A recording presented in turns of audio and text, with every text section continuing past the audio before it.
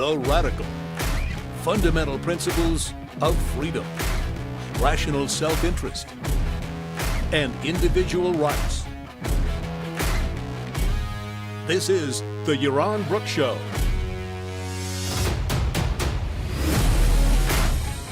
All right, everybody. Welcome to Yaron Brook Show on this, what is it today? It's Sunday. The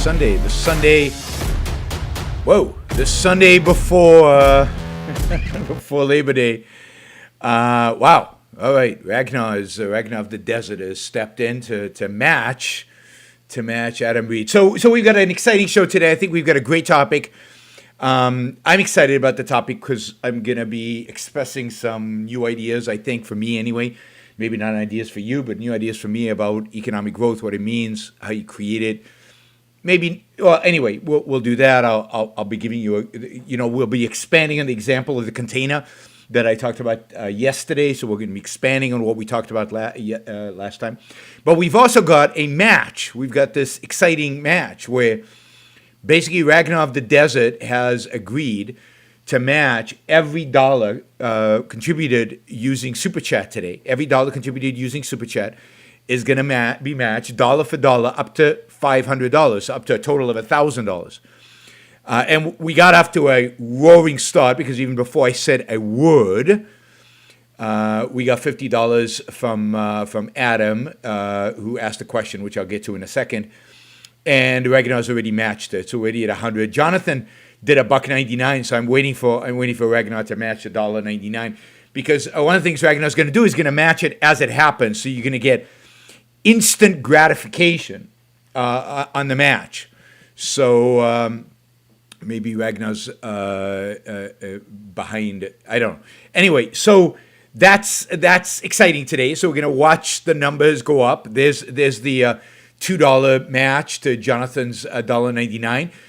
So we're already at 104. We've got 900 and we've got 896 to go. So remember today, any question you ask, any Super Chat question, any just using Super Chat to contribute money, which you can do as well, any of those will count towards this dollar for dollar match up to $500. And we've already got started. I'm not sure what Ragnar of the Desert is going to do to euros. He's going to get his calculator out to do the conversion. We just got CKJ giving $100, so we're well on our way to reaching the $1,000 for today. All right, so we don't just turn it into a telethon. Let's actually get to some questions and let's start answering some stuff. Derek is a little panicky because the more we raise today, the less important he feels because he's not working for me anymore doing this marketing. But Derek, you inspired this form of fundraising, so you get kudos for getting us going and inspiring us to raise gazillions of dollars through the Super Chats. I see this is great. Money is flowing in. I'm going to leave it to Ragnar of the Desert to figure out all the matches that he's going to be required to do here. I can't keep track of that and talk. All right, we're going to start with Adam's question because Adam asked the question with $50, and I figured we'll give that priority before we get into the topic of the day, which is economic growth. And it's related. It's related at least to markets and capitalism and the way markets work. So the question is: over the last quarter of a century, individuals all over the world have been spending more and more on religion. Is this a market failure, or is religion outside the market? Well, I mean, I don't know that religion is outside the market, but let's treat religion as a value. It's a value that the market is then, in a sense, the market is there to help you achieve that value. So the market is there to facilitate your access to that value at a price that is reasonable for you so that you can get the values that you are trying to achieve, right? So market failure would mean that a significant number of people, want something. There are producers out there who would like to produce it, and for whatever reason, the supply and demand can't match. There isn't a matching of buyers and suppliers, of consumers and producers. It just doesn't match. And that's not the case in terms of religion. Religion, there is a match. There is a convergence. People are getting what they want. And the market is facilitating that. The market is the way in which facilitate, whether it's the market's facilitating courses, videos, books, content that people actually desire in order to satisfy their wants. And their wants are, in this case, religion. So the market doesn't guarantee that the values we pursue are rational. The market doesn't guarantee that the value we pursue are, pro-life values, real values in a sense. The market doesn't guarantee that we are all, rational people. What the market facilitates is the achievement of whatever those values happen to be. Whatever those values happen to be. And in that sense, markets don't fail. And free markets don't fail. Markets only fail in unfree circumstances, and unfree countries, and unfree environments, and unfree economic systems. But in a free market, markets don't fail. Market facilitate. But look, there's lots of these, right? Religion is one. The market for pornography is massive, and it's very efficient, unbelievably efficient. You can find whatever you want at a very low cost, mostly zero cost, right? And depending on how much you want to spend, you can get various levels of quality. I mean, the market is working. The rationality, irrationality of pornography is not what the market determines. The market just determines people, want this. People are willing to produce this, and there's a match, right? The same is true of drugs, if they were legal, and everything else. When the markets are not regulated, when they're not controlled, markets work. Markets work. But they don't. They're not responsible for figuring out whether what you are trying to achieve is rational or not. Now, in a culture that is rational, the consumption of religious material would go down, and therefore the production of religious material would go down. So the markets would still work. But again, you've got pet rocks. Remember the markets for pet, I don't know how many of you are old enough to remember pet rocks. But pet rocks are completely irrational. There is a market for fortune telling. There's markets for lots of things that don't make any sense. But what markets do is match consumers and producers. And as long as that match happens, the markets are functioning. All right? All right. In that sense, values are not determined by the markets. In that sense, religion as a value or disvalue is not determined by the market. Once it is a value to people, the market is the means by which they attain that value. All right. I think Ragnar is having a hard time keeping up. Mainly, I think, because we got a bunch of Europeans. We got a bunch of Europeans live. Europeans typically don't make it live because, this weekend I'm doing all my shows when it's reasonable to be awake in Europe. So we've got a bunch of Europeans that making contributions in euro and translating the euros and the pounds and everything into, there's no super chat in Israel, so they can't do, we can't translate shekels into dollars, so Ori can't participate in this match. For those of you who've just joined, we are doing a one-to-one match. Every dollar contributed during the show today is going to be matched up to $500. I think we're already over 200, so we're over 40% of the match. So we're at 400 because every dollar up to $500 will be matched, and we'll have a total of $1,000 if we can achieve that match. And of course, the incentive for me is to keep talking until we get to 1,000. I don't withhold. Now, please don't withhold your money just so I talk longer. Don't withhold the money just so I talk longer, please. Now, Derek can't resist by pointing out to me that the Raptors, Toronto Raptors, have won 2 games straight. It is a truly painful reality for me But it's not over till it's over. It's not over till it's over. All right. Yes, I mean, we can get there very quickly, the match, and then I can stop pounding on it and stop talking about it. So if any of you are inclined to make $100 contributions, we've already had, we've already had one of those at least, so we can get there quickly. But otherwise, it'll be a while, and I'll keep reminding you to make a contribution so we can match it. Ragnar of the Desert is matching all contributions up to $500 today, so we'll have a $1,000 show today. All right. I want to talk about economic growth today, and we started talking about this topic yesterday, and I suddenly discovered, I think, as I was talking about this yesterday, that I actually have some interesting things to say about economic growth and about the economy. I often avoid economic topics because I think, you guys know all of this, and I think that it's also, economists have written everything there is to write about this, but actually, there's a lot of interesting stuff to say about economic growth, and there's a lot of new perspectives and new ways to think about it. And there's particular, I think, interest for my sake as a teacher, I think, is to express these ideas in ways that make them available to, and make them open to, and make them accessible to the non-economist, right? The non-economist. So that's what we're going to do.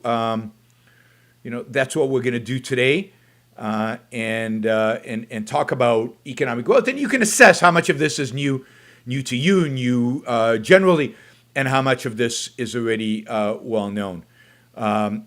Nicola, thank you. We'll get to your question. I'm prioritizing questions related to the economy, economic growth. This is a question about natural resources. We'll get to that. And thank you, Eric. I'm not sure how much 200 Norwegian is, but it's Norwegian oil money, so it's happy to receive it. All right, that's Nicola. That's great. 50 pounds is more than $50. I know that. So it's about a tenth. So that's about $20. Great. Thank you. All right. Yeah, the pound is gaining on the dollar. So is the euro. So it's actually a good day.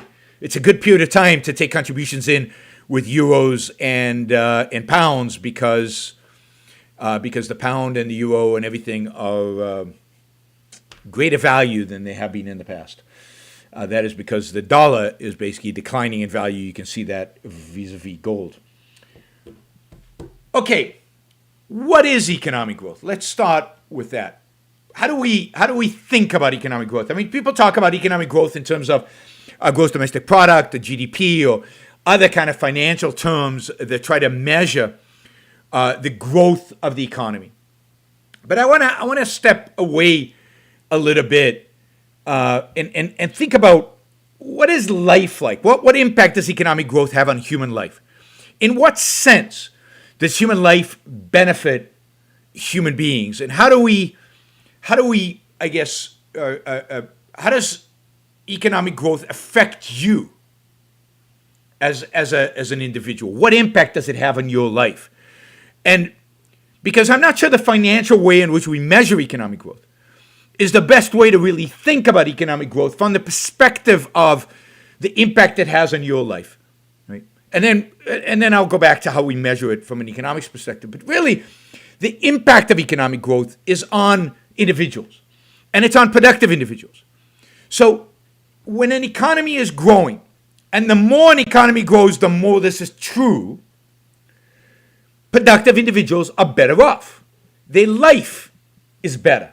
And we'll break down what that means and in what dimensions it is better. But their life is better. In other words, they have a rising standard of living. They have a rising quality of life. And it's important to note this because often the measures we use to capture economic growth, GDP or other measures like that, even wages, increases in wages, don't actually capture the full impact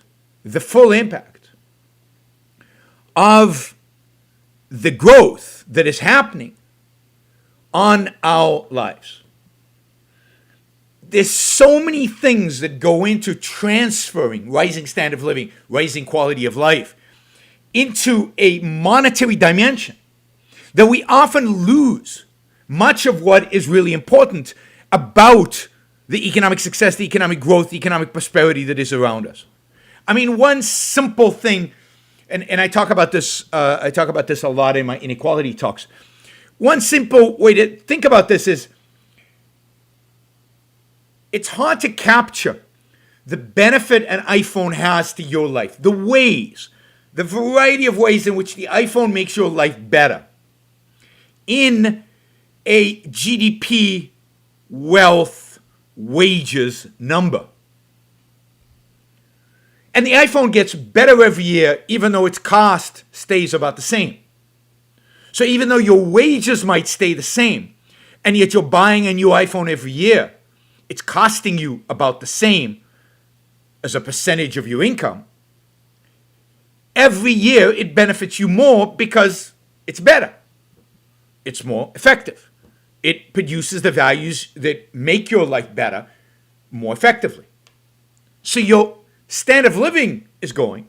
Your quality of life is growing, even though what we capture as economists, the dollar value of what you're getting, is staying the same.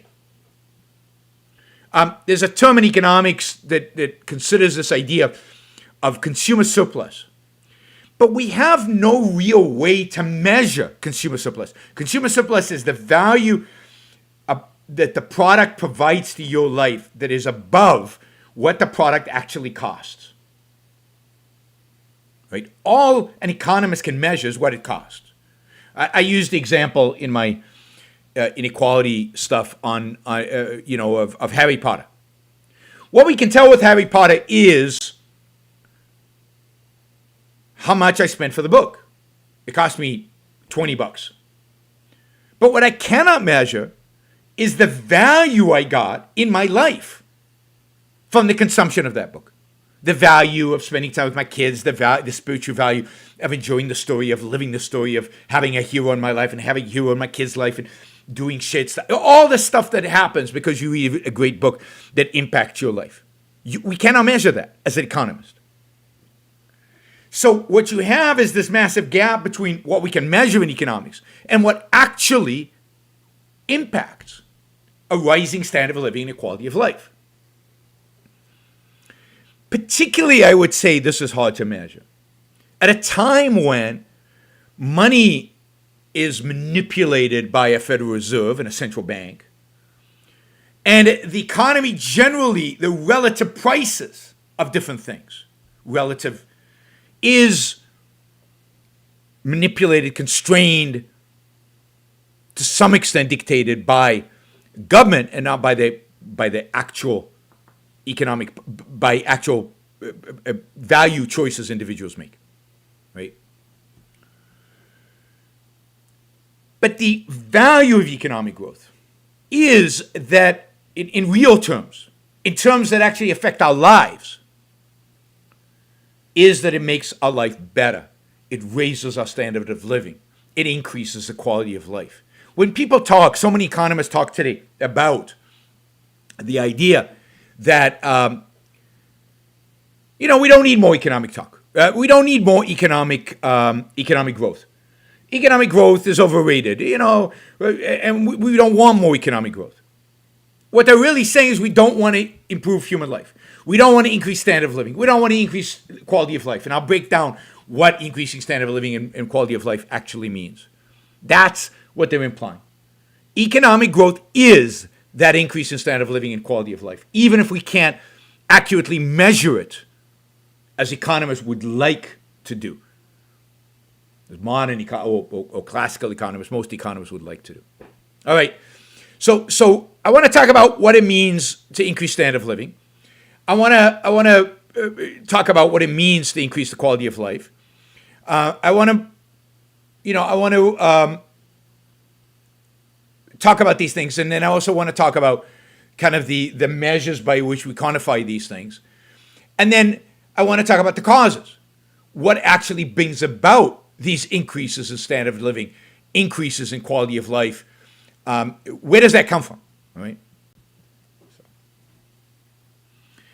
Before we do that, let me remind you all that we've got this match going on, dollar for dollar, up to $500, up to $1,000 for the total show. So Ragnar of the Desert, is matching dollar for dollar any dollar that you contribute to the show during today's episode, and today's episode live only. Ragnar, you might, if you could once in a while post an update on where we are, so that we can use that to motivate people, so we can get to the $500 and don't leave any dollars on the table. That would be great. I can't keep a tally while doing everything else, but given that you're doing all the calculations, it would be great if you just once in a while let us know what the total number is. So please, if you're on Facebook, or if you're on some other platform, please jump over to YouTube and use the super chat to help us out. And get us up to the $500, so we can make a complete match for the $500. Thank you, everybody, for supporting, and of course, thank you, Ragnar, for supporting all of this as well. Oh, Voldrin says we're already over 320. So we only need 180 left. So he's been doing the calculation. So somewhere around that. So we should be getting there pretty quickly here. There's another $5 coming in. So everything matters. If you could just do $2, that's great. I appreciate that. Of course, the $2 is matched. So you're already at $4. If you can do $100, that is even better. Anything in between. And of course, we can exceed the match, and you can do $500 and get us there instantly. So thank you. Thanks, everybody. All right, so let's jump in with what economics, with what a higher standard of living and high quality of life actually means. What does that mean when we say that? What makes for a better standard of living? So think about that. What does it mean for you to say, my standard of living today is better than it was in the past? My standard of living 10 years from now will be better than it is now. Standard of living today is better than it was 100 years ago. 500 years ago. How do we measure those things?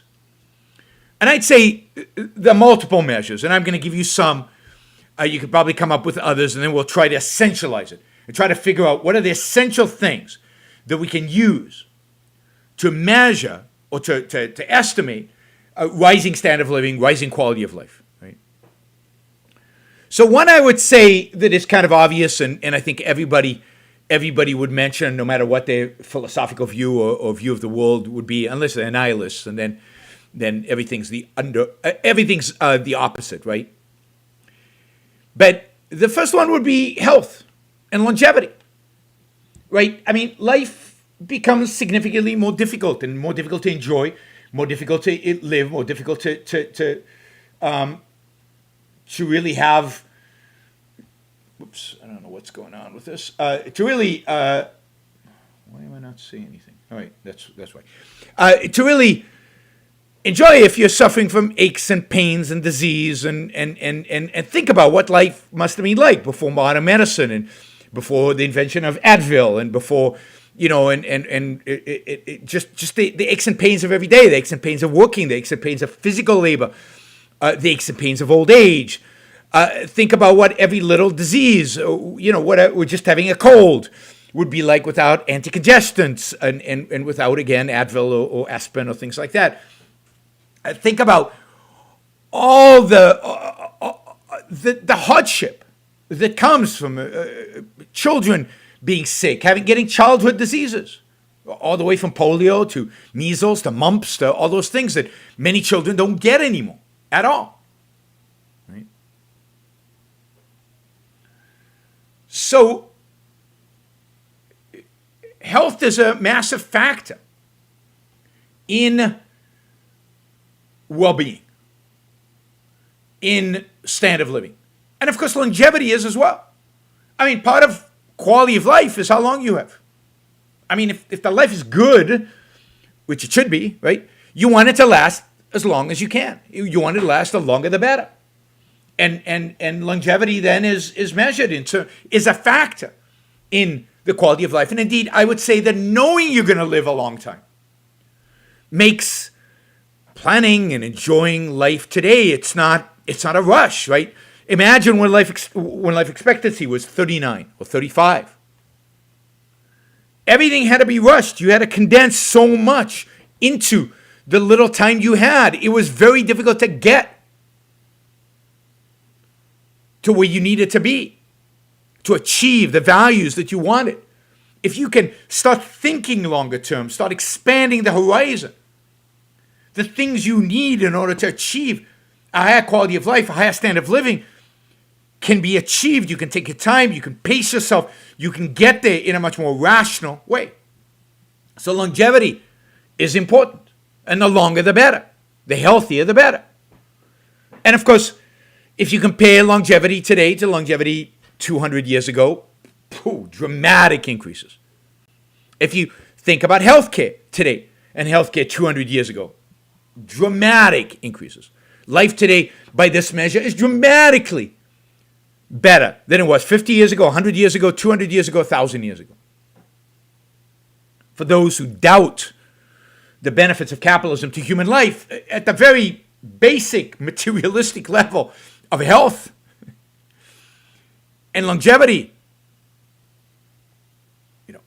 we're there, right? So things are much, much better, and things imagine today. And part of thinking about economic growth, thinking about high standard of living, thinking about high quality of life, think about what it would mean to live to be 150, to live to be 200. What that would mean to your ability to plan, your ability to think through, your ability to innovate, to project, to experience all the different experiences that life would provides, which reality provides, which you can imagine. So anything today, FDA, for example, that limits longevity is evil. And in that sense, limits economic growth. If economic growth's goal is the benefit to your life, all these things that constrain the lack of investment in longevity projects because everybody's afraid of whether the FDA will approve them or not is massive. Think of the bucket list. Yes, Jeff, I like that. Think of the bucket list you would have if you were going to live to 150, 200. It would be much bigger, much longer, much more extensive. You'd have so much more time to get to it.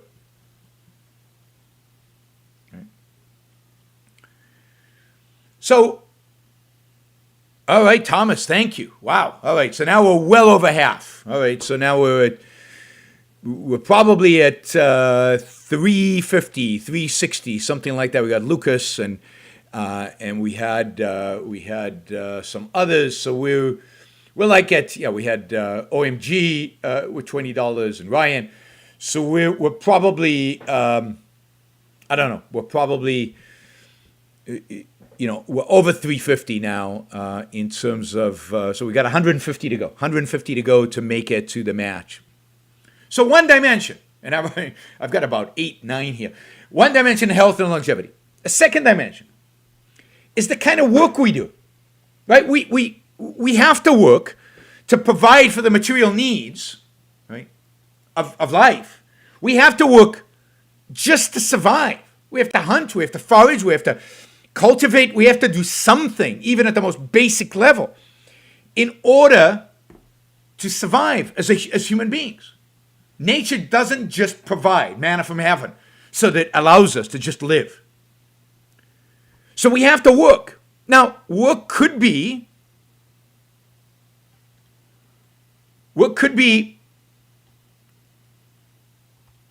drudgery, it could be repetitive, it could be boring, it could be backbreaking, it could be physical, it could be, just horrible. Or it could be fun, challenging, interesting, exciting.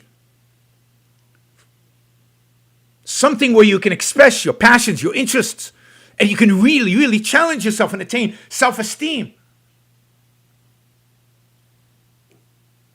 So you would think that if we're looking at quality of life, standard of living, the kind of work that we are doing as individuals would matter a lot. Would matter a lot. Right? Alex, thank you. That is fantastic.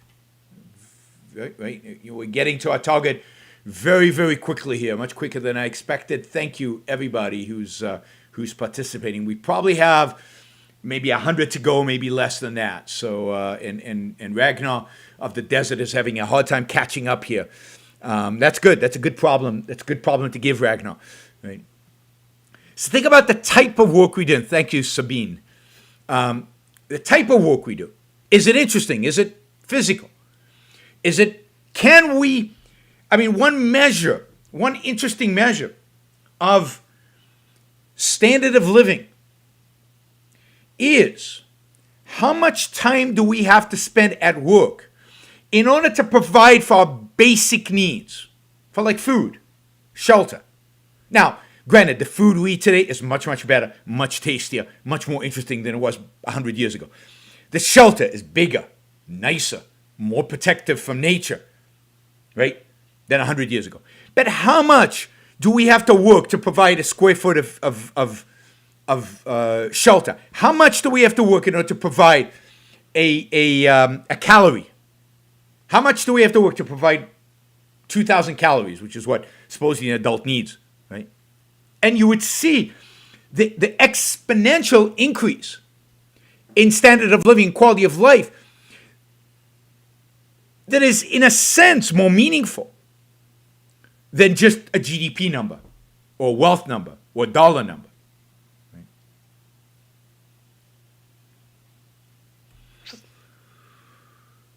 So the kind of work we do is great. And then, of course, if our work is of greater productivity, if our work is a work that enables us to constantly create more, then our wages are going to rise constantly, which provides us with more and more excess above our basic needs, which allows us to spend that money on all other things that can enhance our life, on our values, our personal values, what we think is important to us, even if it happens to be, like at the beginning of the show, religion. Wow, I think Nicola has just brought us very, very close to our goal. I'm not sure where we are exactly, but we're really close to it, if we haven't passed it already. Thank you, Nicola. This is fantastic. I have to say, I was tempted, and I'm sure Derek would have advised this. It was like when Ragnar of the Desert approached me yesterday about doing this match, I was tempted to say, what I should do today is do a clickbait title, right? A title that'll attract a lot of people to the show, that'll increase the probability that we can achieve the match, and achieve the $1,000, and But I hate the idea of coming up with a topic just because, right? Not for just because it'll increase viewership rather than an increased value. So I decided, no, I promised you guys to keep talking about the economic issues, about economic growth and stuff like that. So I stuck with the title, and I kept playing around with the title. And it's boring. Economic growth, what is it? How do we get it or destroy it? That's like a boring title. So first, thank you all for joining me in spite of the boring title.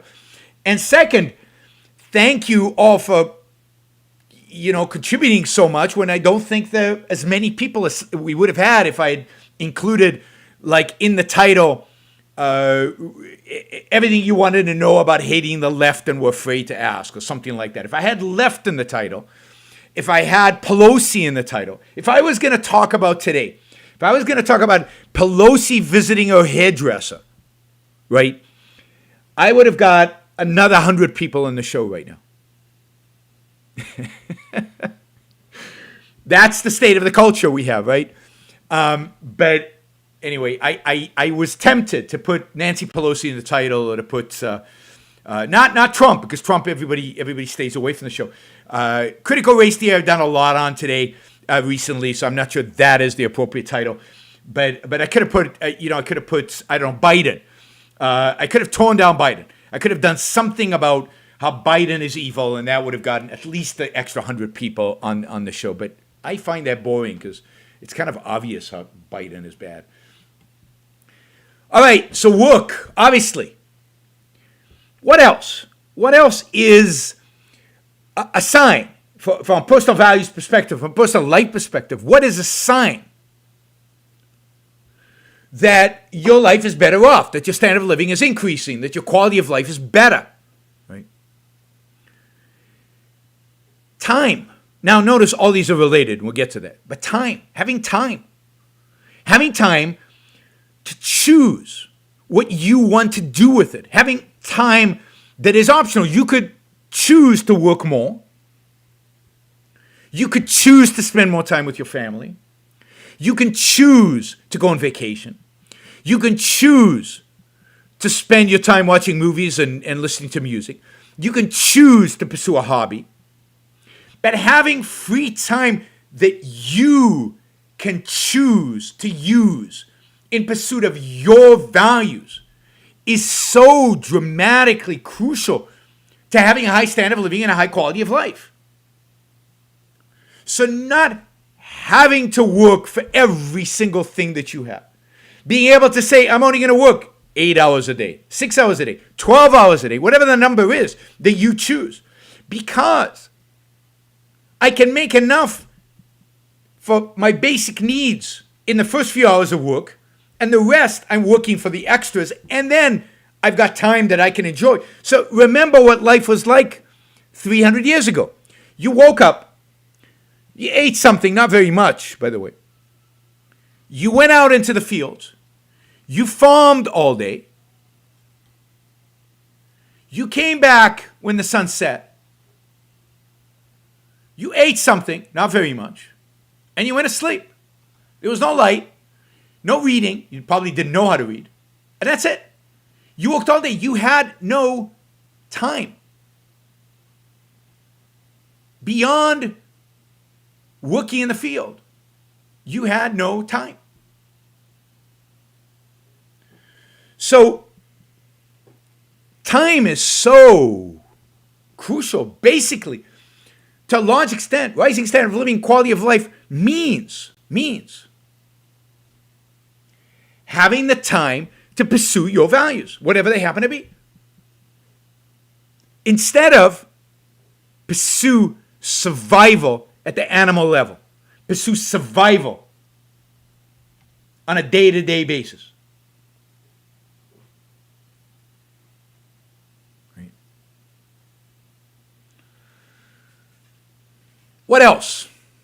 What else is going to involve a rising standard of living and a higher quality of life? Well, things like the availability and access to art, recreation, hobbies, knowledge, the availability and access to these things. How available are they?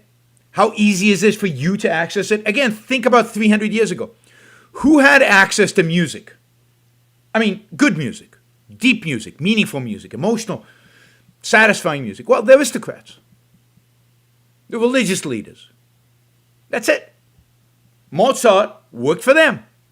Common people, the average person, the overwhelming majority of people were lucky if they could go to a theater and listen to an opera by Mozart, because Mozart also did some kind of theater productions that theaters that were for the common people. But most of his time, and certainly before Mozart, this is true. Mozart's the beginning of capitalism. That's it. And nobody could read sheet music. You need a printing press for sheet music, but also you needed to have the leisure time to be able to learn how to read sheet music. You had to have the leisure time to learn how to play the piano, which only with the creation of middle class under capitalism you had. Or to play an F1 game like Yasser is doing right now. He's playing F1 while he's listening to the show today. You need time for that. You need availability of it. You need to have those products. And note that only so many products can be made in certain environments.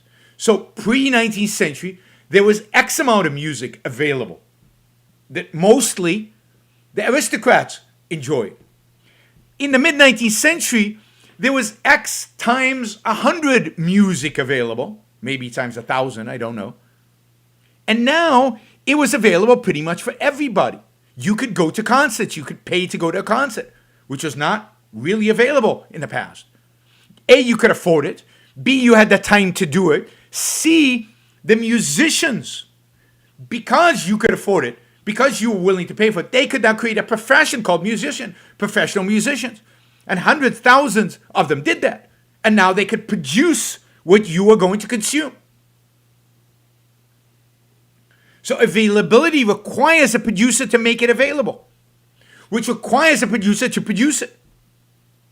So you have to have production in order to see a rising standard of living. Somebody has to produce the stuff that makes your standard of living go up.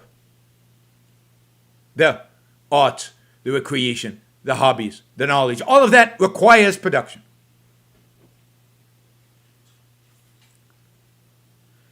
I mean, some other things I came up with: ease of living, the effort required to get the basics. We've talked about that, and to get everything you want, need. I mean, one of the examples I always give is think about music, right? So I give an example under, in Mozart's time in the 18th century, aristocrats had, some of them, the wealthier ones, had access to some music. They'd have a court orchestra. They could play some stuff limited to the knowledge of the court musicians and limited to the knowledge that was there, right? Then you had, maybe in the 19th century, now you had middle class who could now go to concerts and benefit from those concerts and enjoy. And now the scope of the music they had with traveling orchestras and traveling musicians and a variety expanded. And then at the beginning of the 20th century, you start having recordings and records. And now you could buy a little phonograph and some records. And now, at a very low cost, you could engage in listening to a massive variety of music. But you still had to get up. First of all, you had to go out. You had to buy the record. You had to clean it. You have to make sure it wasn't destroyed. You'd have to buy a record player. You have to be careful on how you played it. You'd have to store it well. Every time you wanted to play it, you'd have to find it, put it on the record player. Then we got CDs, which made it a little easier, and things were remote controlled and they were easier to manage. And now, through streaming services, you can access every piece of music that has ever been written, any performance of that music you happen to desire, at a marginal cost of $0 if you subscribe to one of the music services. And you can play it on your phone or on the most fancy audiophile, stereo, multi-channel equipment that you want. And just think of the ease of accessing that same piece of music. From only aristocrats have it, to I have to go to a concert that happens very rarely, to I can get it on a record, to I can just sit on the sofa and press some buttons and it just appears in front of me. Truly stunning. And that's a measure of our quality of life and standard of living. And yet, again, we can't capture that with a number. It's very hard to capture that in GDP. It's very hard to capture that even in wealth. Although wealth is highly correlated with it, because the technology is made possible by deployment of capital, which is related to wealth and the creation of these things. And then finally, I would say, and not finally because I'm sure you could come up with others, I'd say the ability, and this is related to time, to have and nourish loving relationships. First of all, romantic love is a feature of a certain standard of living and quality of life. Love is not an issue just of convenience, or marriage is not just an issue of convenience. It's now an issue of love. It's now an issue of choice. And it can be nourished because now there's time. And now there's opportunities to engage in a pursuit of shared values.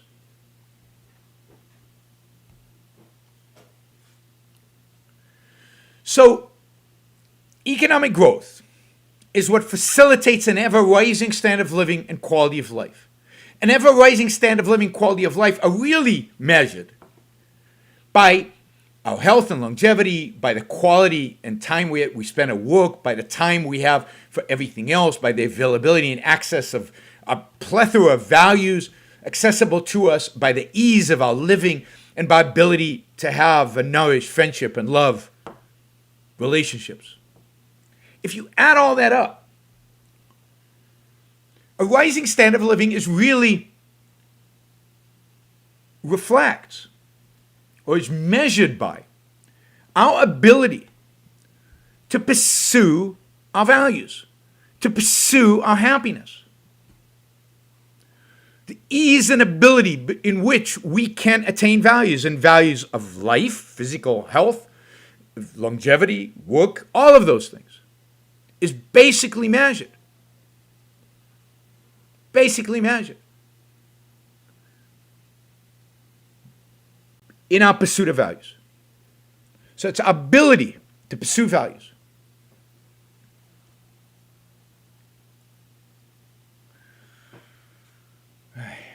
All right. Now, so what's required then for economic growth?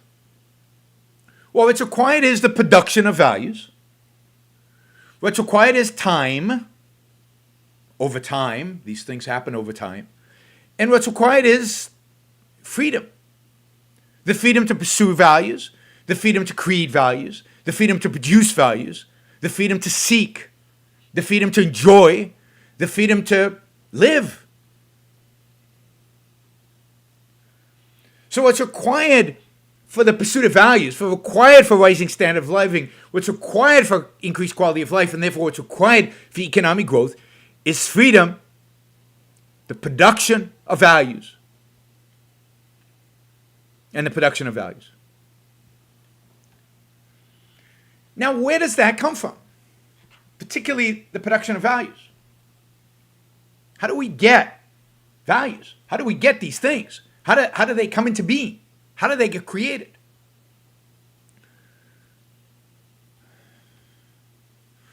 Well, I think I've lost track of where we are in terms of the fundraiser. All right, in terms of the Ragnar of the Desert will update us soon in terms of where we are in terms of the fundraiser. But I think we might have already achieved our $500 goal. We'll see. We'll see if he'll update us soon. He's fallen a little behind here. All right.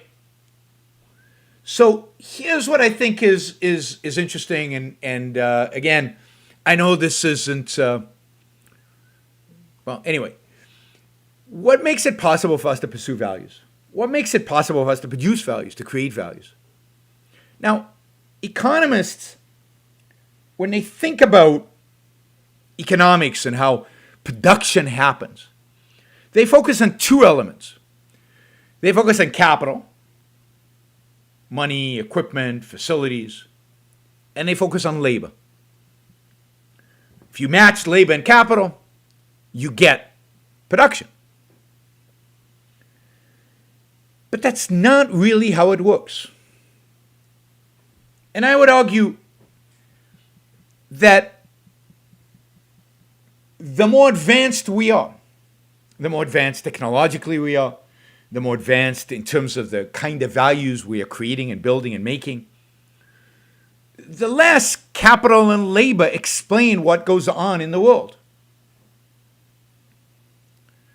What is the source of economic growth? What is the source, therefore, of the production of values? What is the source of an ever-increasing standard of living and quality of life? Well, it is ideas. It is, at its most basic, the thing that you apply capital and labor towards. It is the ability to discover, in a sense, new values, but it's to be able to solve problems,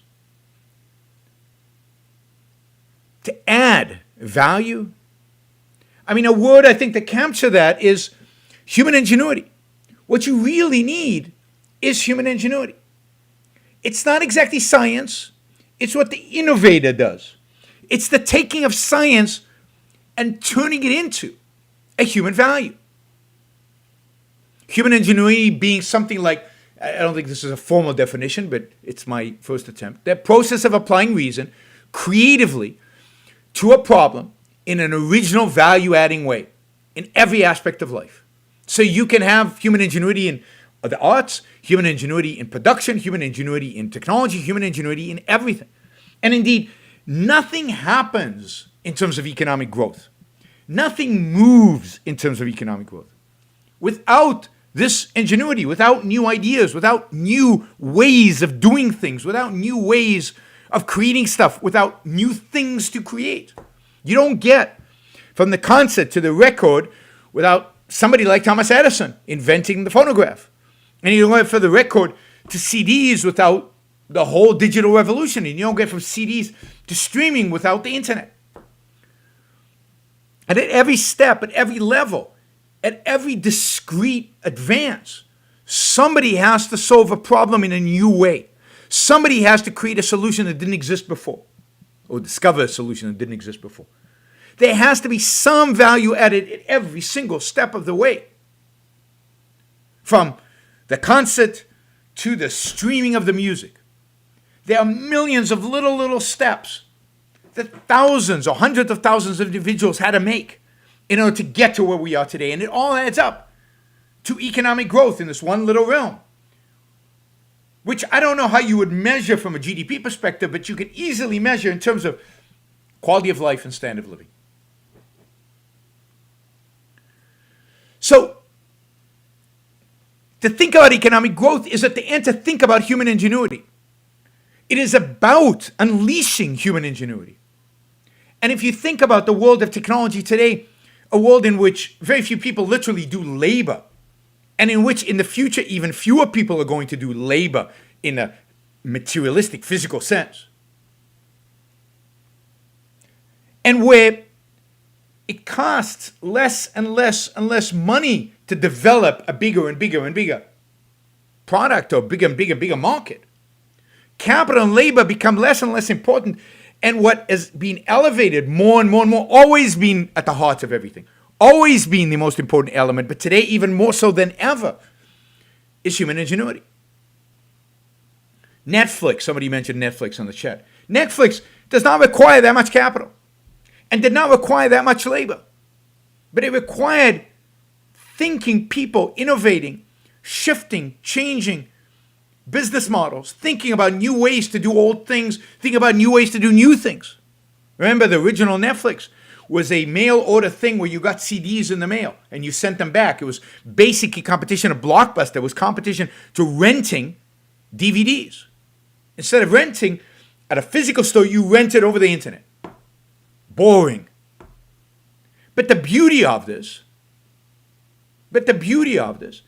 is that evolved to the streaming service we had today because they didn't stop being innovative. They didn't stop the ingenuity, but they cultivated it, they encouraged it, they facilitated it, and they ultimately acted on it and shifted anything.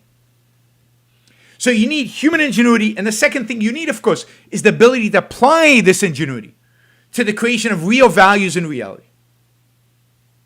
So you need thinking people, solving problems in an original way, constantly thinking about ways to add value, to make things different, to make things better. It could be an entrepreneur in a new company, it could be an entrepreneur in an existing company.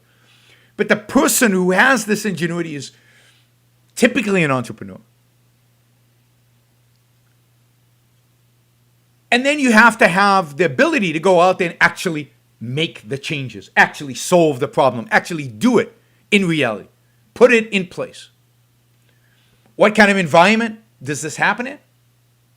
I'd say two essential components. Now, notice that we're going to come up with an economic system out of this, an economic system that encourages this. The two components that you need in order to create an environment where this happens on scale, often, repeatedly, so that you have an ever-increasing standard of living and an ever-increasing quality of life, is freedom,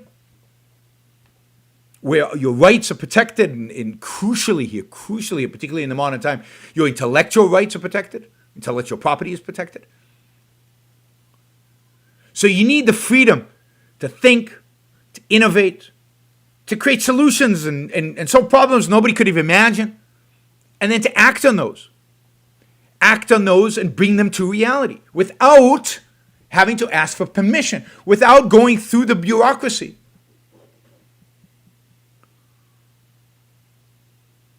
That will either approve or disapprove, or give you a thumbs up or thumbs down on what you're doing, which would be unbelievably destructive to innovation, to production, to be able to apply your ingenuity in reality. So you need that freedom. You need political freedom. Political freedom here I include, just to be clear, I include protection of property rights. A legal system that protects you from violence, protects you from people stealing your stuff, because other people can limit your ability to produce. Other people can limit your ability to think, not just government. And the job of government, the only job of government, is to protect you from other people inhibiting your ability to innovate, to express your ingenuity, and to act on your ingenuity.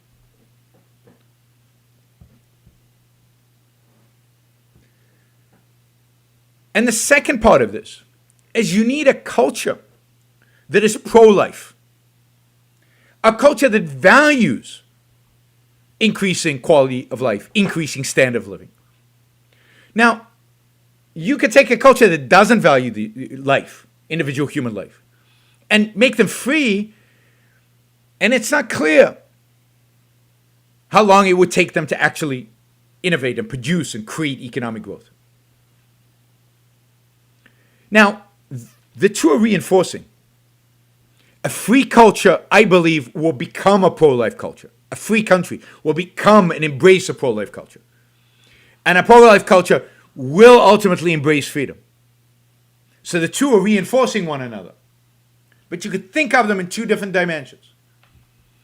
Freedom, the protection of rights, and a pro-life culture. And pro-life means pro-knowledge, pro-increasing standard of living, pro-increasing economic growth.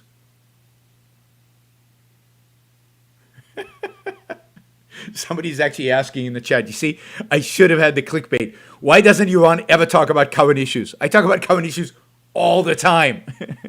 90% of my shows are on current issues.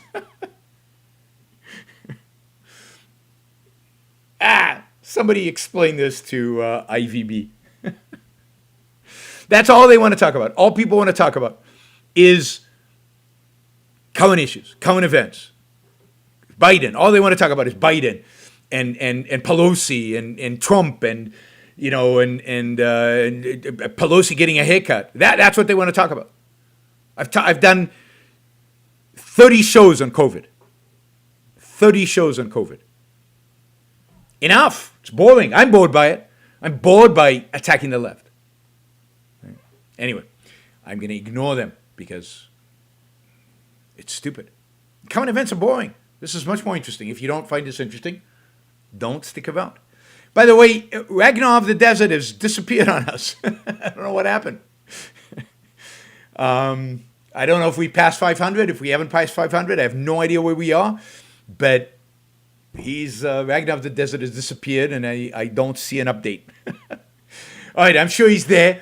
And by the way, isn't it amazing that he's offered to do this match? I mean, it's phenomenal. It's phenomenal. All right. Oh, stop. Don't use the chat to bring up current events. It's distracting and it's uninteresting for today. I'll do current events another time and you can bring up COVID then. But just stop it now. It's really.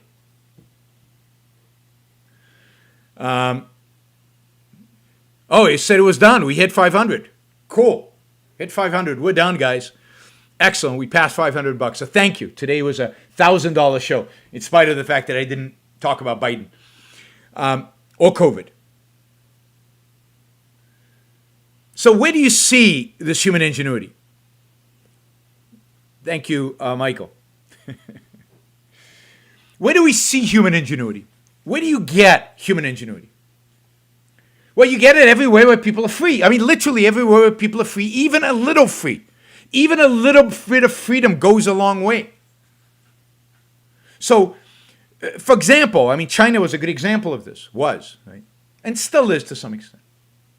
Even though China didn't become a free country that protected rights fully, it became enough of a free country in the economic realm to allow people to be industrious, to come up with ideas, for human ingenuity to thrive at not the level you get in a completely free country like the United States, or a more free country. It's not completely free, but a more free country like this. But at the level of the freedom and the level that the culture allowed that ingenuity to happen.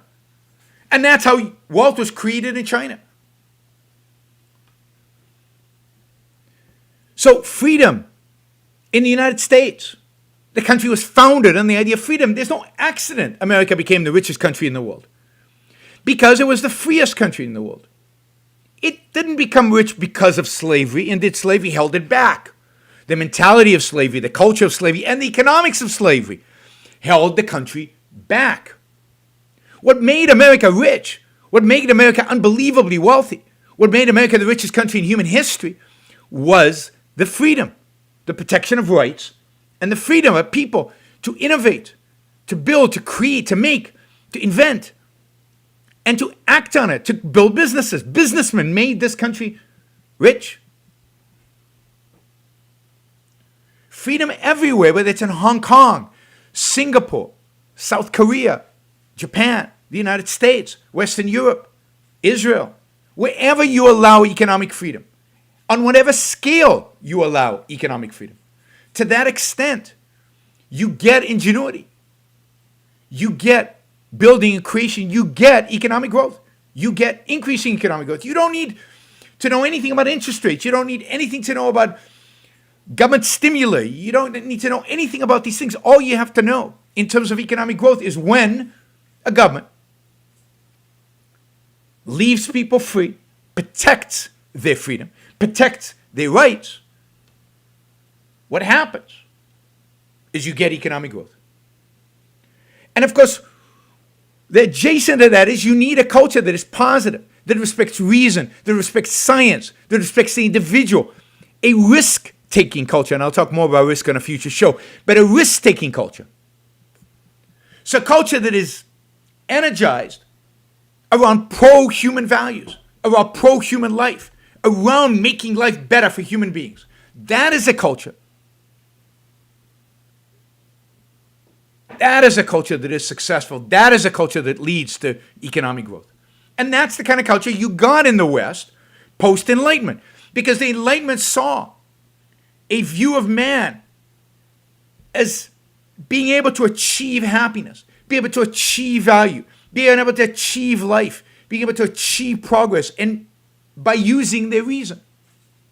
The Enlightenment produced a mentality of optimism, of confidence, of risk-taking that resulted in capitalism, that resulted in the Industrial Revolution, that resulted in mass immigration to the United States in the 19th century, that resulted in the frontier mentality, that resulted in individualism. The business environment, the business success of America. That was a product of the Enlightenment's ideas about reason, science, individualism, and the future. Everything was possible. And indeed, today, we live in a world of low economic growth. To a large extent, we have low economic growth because we've lost our respect for reason. We're not positive. Everything is about negative. Everything is about pessimism. Everything is about the darkness of the future, and that's all people want me to talk about, for example. The town is burning. What town is burning? Life is fantastic. Yes, you could focus on all the negatives, all the disasters, and your life will be a disaster as a consequence.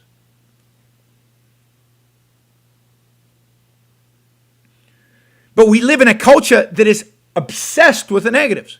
It's obsessed with the lack of ability. It's obsessed with not taking risk. It's obsessed with not focusing on man's capacity to use reason to improve his life. Obsessed with anti-science mentality. Obsessed with tribalism. which is again on display by the which tribe are you going to vote for this coming election, as if from a truly historical perspective that's going to make one iota of a difference what tribe you choose. When a culture is negative like this, when a culture is pessimistic, when a culture is anti-reason, when a culture turns its back on progress, well, then you don't have progress. You don't have progress. A culture that is obsessed with pessimism is a culture that shuts down, that does lockdowns, that destroys people's jobs and people's livelihoods. It's a culture that's so afraid of a virus that we're paralyzed, that we basically will do nothing. But that's the culture in which we live today. It's a culture of no economic growth or negative economic growth. It's a culture of lockdowns. It's a culture of fear. We live in a culture of fear, not a culture of optimism, not a culture of positivism, not a culture of solving problems, a culture of worshiping politicians, worshiping force, worshiping the darkness.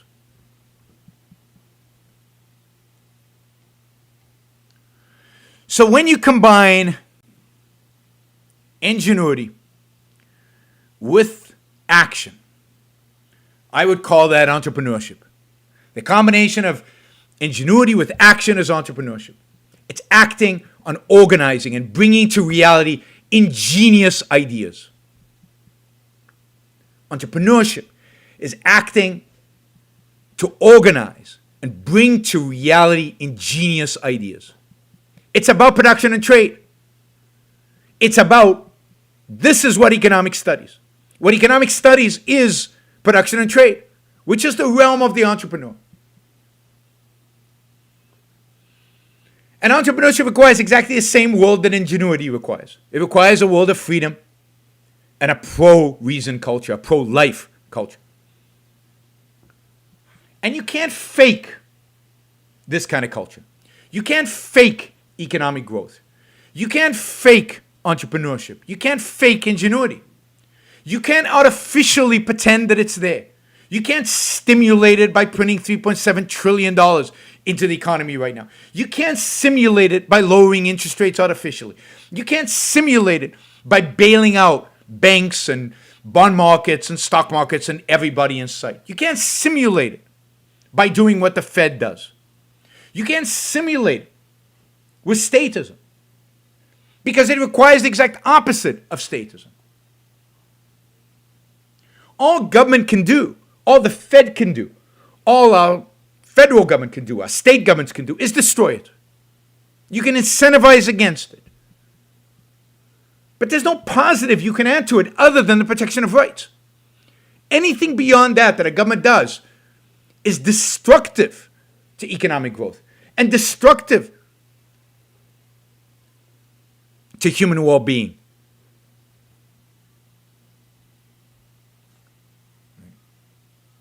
It's destructive to a rising standard of living and quality of life. If you knew anything, then you'd have some appreciation of the originality of some of the stuff that I'm saying here. And if you knew anything, then you would know that the least productive thing you could be doing right now is discussing Biden again, where you really have nothing original to say about Biden that hasn't been said 1,000 times. Oh, let's obsess again about how Biden is old, how Biden can't think, about how Biden is a socialist, how Biden will get captured by the left. Really? That's original? That's not preaching to the choir? God. The superficiality of people is stunning.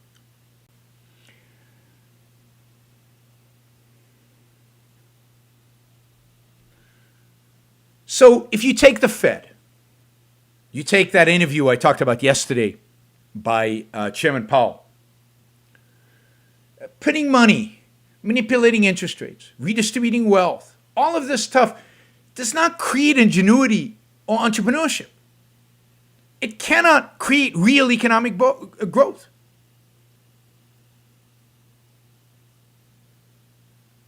All it can do is make us think that things are okay. It can pave things over for a while. It can make it feel like things are better than they are. But the failed companies that are out there today are still failed companies. The fact that the Fed is bailing them out doesn't change the fact that they're not productive, that they're not increasing economic growth, that they're not raising our standard of living, because they're zombies, they're dead. But the Fed is keeping them propped up.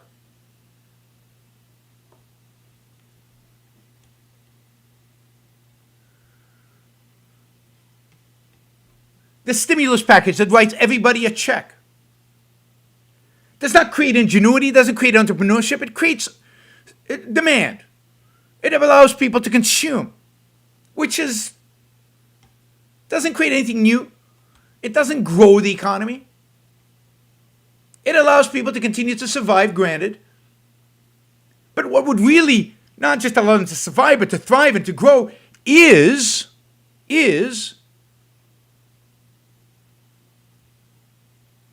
actually freeing up the economy so that entrepreneurs can create real growth, real jobs, people employed. That's the real value, not people living on checks provided to them by the government, provided by them but from stealing from future generations, of stealing from current generations, not just future.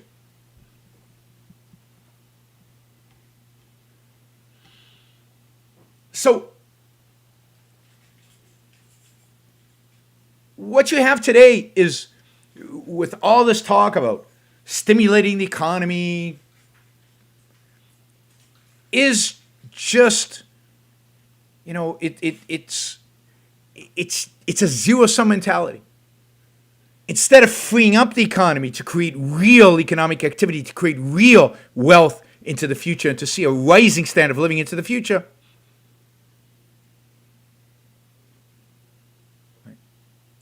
why don't I talk about the riots? I've done 7 shows at least on the riots. At least 7 shows on the riots. You guys are, this is the negativity. This is the brutality, right? Don't focus on the positives. Don't focus on the value you're getting. Focus on the stuff that I've already done that you just want to hear to no end, like on Fox News. Right? But the thing, in a sense, that destroys economic growth and destroys ingenuity and destroys entrepreneurship the most is regulation, or controls, or limitations on what's allowed. That permission-driven economy, where you can't innovate, you can't produce something new, you can't apply your ingenuity to solving problems. It's nothing more destructive than regulations.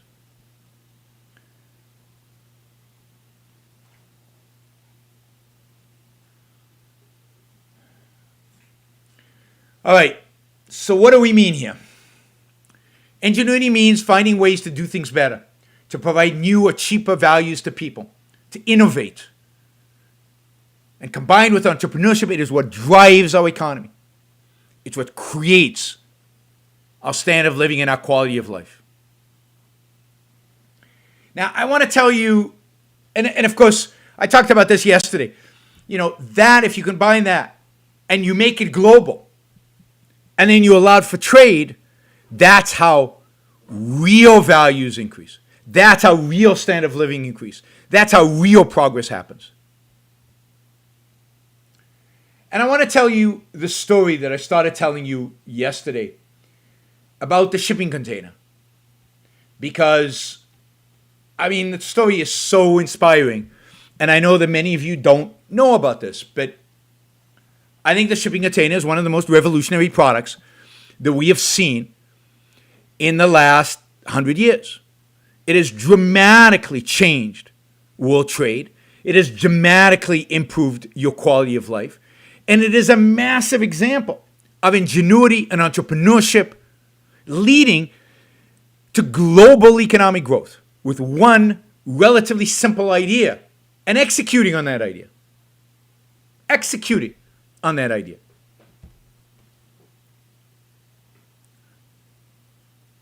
Deborah, thank you. All right, I'm going to tell you the story of the container, and then we've got a ton of Super Chat questions. So give me a little bit before I get to the questions to tell you a story, I think you'll enjoy it. Well, some of you will anyway, because I did. I thought this was an amazing story. And then we've got endless number of Super Chat questions. I'll do some of them today and some of them tomorrow. I promise tomorrow we'll talk about more current events. So on April 26, 1956 was the first time the modern container was used. And the modern container is an invention of a truck driver, a guy who owned a trucking business, a guy by the name of Malcolm McLean. Malcolm McLean. You should all say thank you to Malcolm McLean. Malcolm grew up in North Carolina, in a tiny cotton center in Maxton. He was born in 1913. But he was a compulsive entrepreneur. As a child, he sold eggs on the side of the road. He graduated from high school in the midst of the Great Depression, 1931. He stocked shelves in grocery stores and managed a gas station. And then he bought a used truck. And he opened what was called McLean Trucking in 1934. Trucking business. And he was obsessed with making his trucks the most efficient, productive, possible trucks that you could have. He was obsessed with the logistics of delivery to make them the most efficient, but also things like reducing drag on his trucks so that they were the most fuel efficient that they could be, so he could reduce his cost as much as he could. Now, this is a period in the 30s and 40s and 50s where trucking is heavily regulated. This is coming out of the New Deal, where trucking is heavily regulated, and trucking rates, shipping rates, were controlled by the government. So he had to be able to show the government, the regulators, the cost of his truck, the cost of shipping, so that he could charge what he charged. The only way, so that the rates were set by government. So the only way he could make money was by constantly lowering costs, which he was brilliant at doing. So, this is a period where there was no interstate highway system, where trucks were traveling on all these little roads all over America, where everything was late, delayed, traffic jams were everywhere, trucks dominated the roads. There was no quick way to transfer stuff. So a lot of stuff was done through shipping. You would load stuff up in New York, and it would travel to North Carolina, which would travel to maybe Houston or Galveston, and you would unload things. But everything was incredibly inefficient because everything was in boxes that were on truck trailers, then be unloaded into boxes, put onto pallets, loaded onto ships, downloaded in the place where they can. Everything was incredibly inefficient, slow, unproductive. And Malcolm was seeing this and living it, and he said there has to be some better way to do this. At the time, an ocean-going ship in 1950s carried about 200,000 square separate crates, bags, barrels, and bales.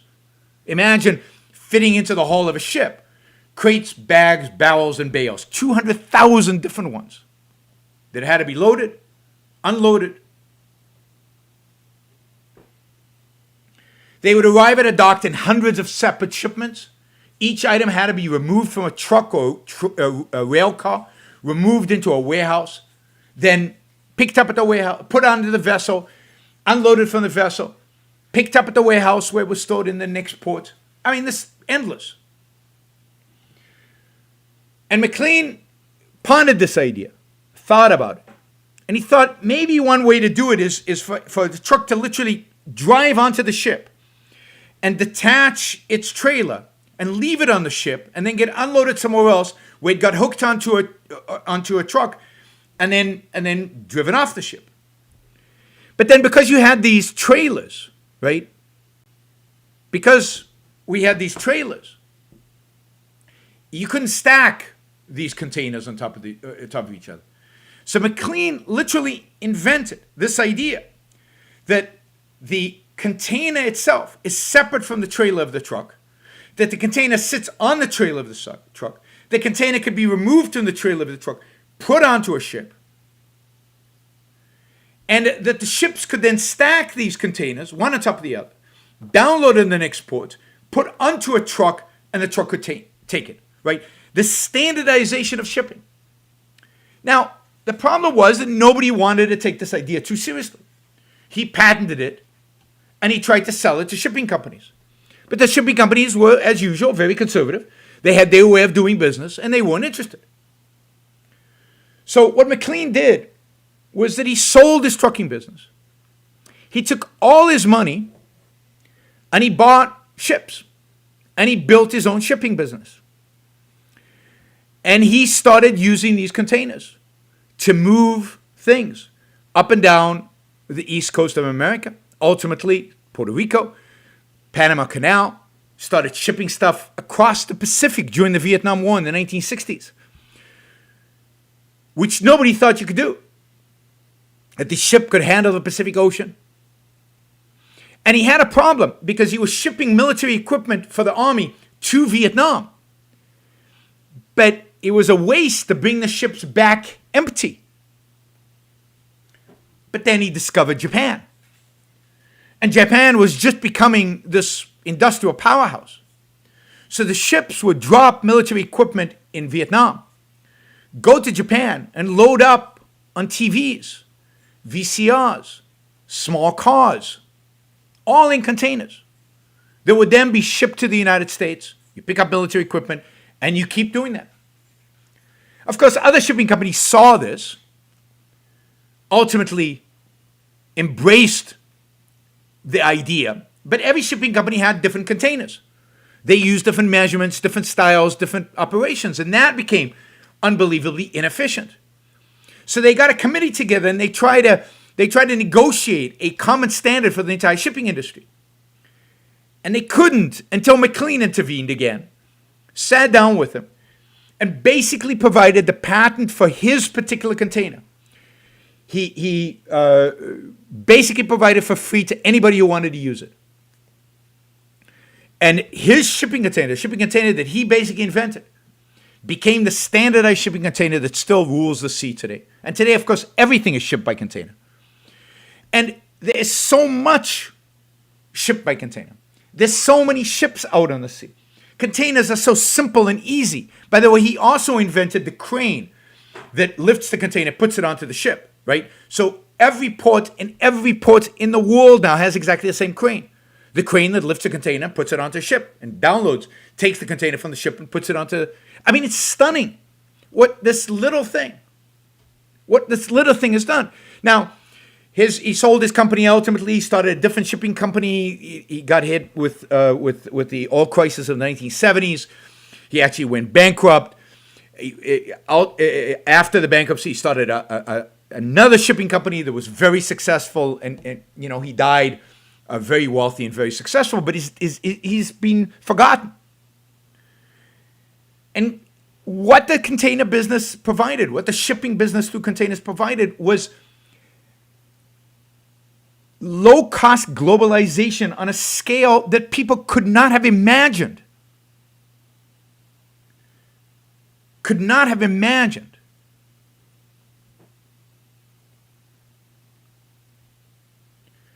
And what has driven the U.S. economy over the last 40 years is not just ingenuity and entrepreneurship in the United States. What has driven the U.S. economy and the global economy is the ability now to leverage ingenuity and entrepreneurship on a global scale, to leverage entrepreneurship and ingenuity all over the world, 8 billion people. Now, not all of them live in cultures and in political systems that allow for ingenuity and entrepreneurship, but many of them do. And to the extent that they can do, they contribute to me and contribute to you. So, globalization has made it possible for our economy to grow even as we have stifled innovation in this country, even as we have increased regulation, even as through central planning we have slowed economic growth in this country. Because other countries, since the 1980s, freed up their economies, opened them up, reduced regulations, creating cultures that are pro-ingenuity and entrepreneurship. And we have been the beneficiaries of that. And to bring it to current events and to piss off some people, one of the evils that is the Trump administration is his attitude towards trade. He is taking and destroying our ability to benefit and embrace and increase our standard of living and quality of life from the ingenuity and entrepreneurship of people living outside of this country. And that is horrific. That is horrific.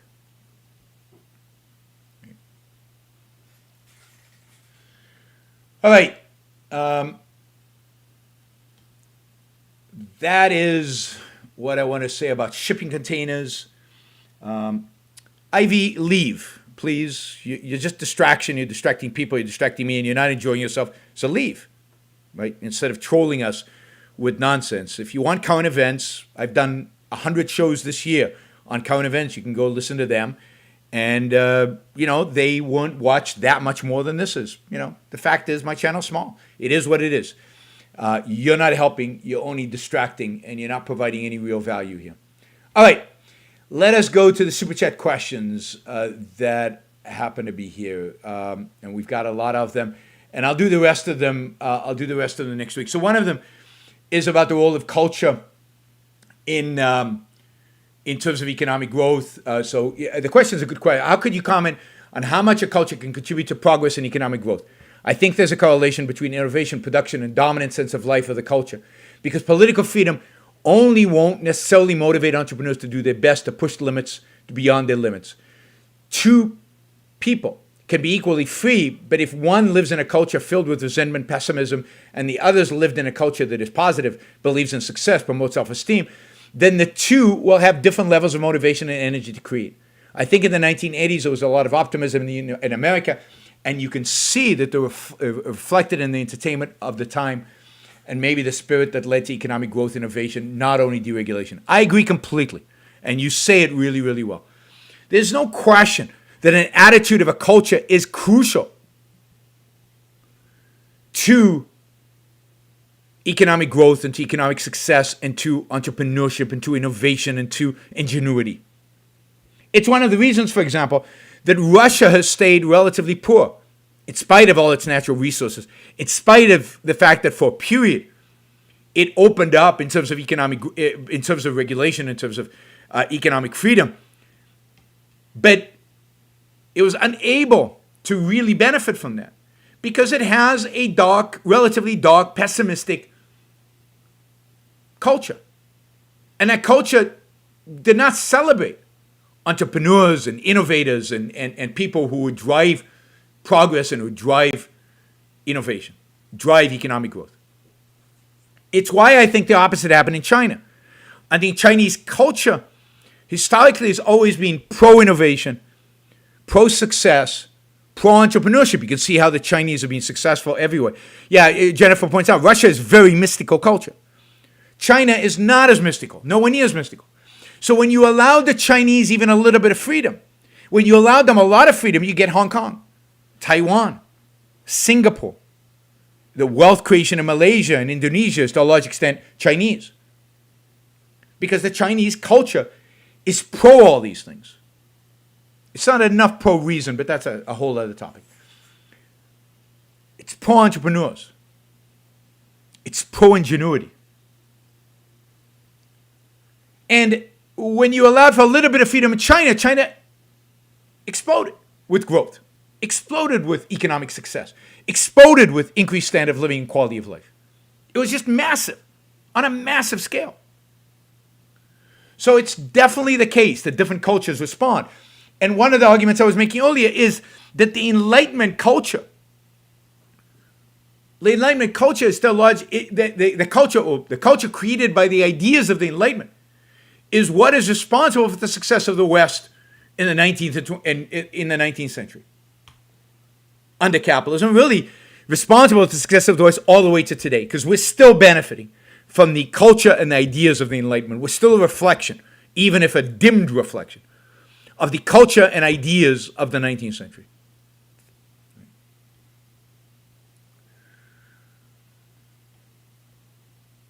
All right. I'm gonna do the questions from yesterday and today that are $20 and more. The left is great at repackaging things. They have made tax cuts into spending. We should treat all spending as tax increases. Trump has raised taxes more than any other president. I agree with that. Trump has raised taxes more than any other president. He just hasn't increased taxes right now on us right now in the form of direct taxes. He's in the form of indirect lower economic growth than otherwise. Yes. So absolutely, government spending is tax increases. Government spending is an increases in taxes. And that's why the fact that we have seen government spending go through the roof over the last, over the last year or so. Over the last 4 years. Really since the Great Recession, but historically high under Trump, and particularly during this pandemic, is incredibly destructive to economic growth going forward and really constitute a massive tax increase on the U.S. economy. So when people say, oh, but Trump cut taxes, he didn't. Not when he increased spending the way he did.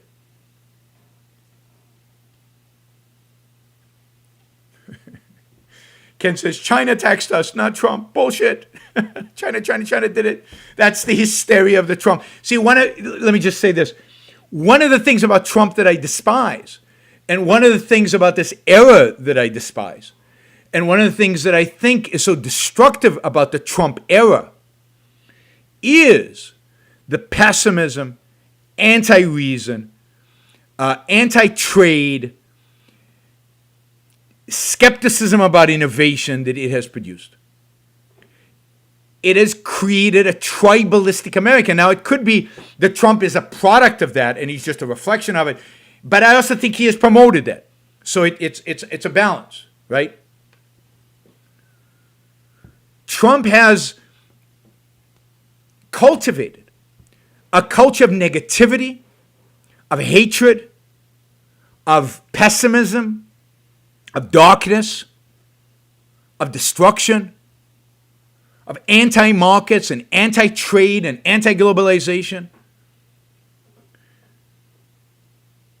That's the damage that he has done, which is just stunning. An anti-reason culture, of conspiracy theories, a culture of deception, a culture where lying is great, a culture where authoritarians are wonderful, where your best friend is the brutal dictator of North Korea. That is an ugly culture, and that culture is going to have profound impacts on our economy. So you can cut taxes all you want, you can deregulate, but a culture like that does not produce economic growth. All right, what do you think about natural resources and rights to them? There's a gold mine in my country, and a Canadian company has a contract to mine the gold.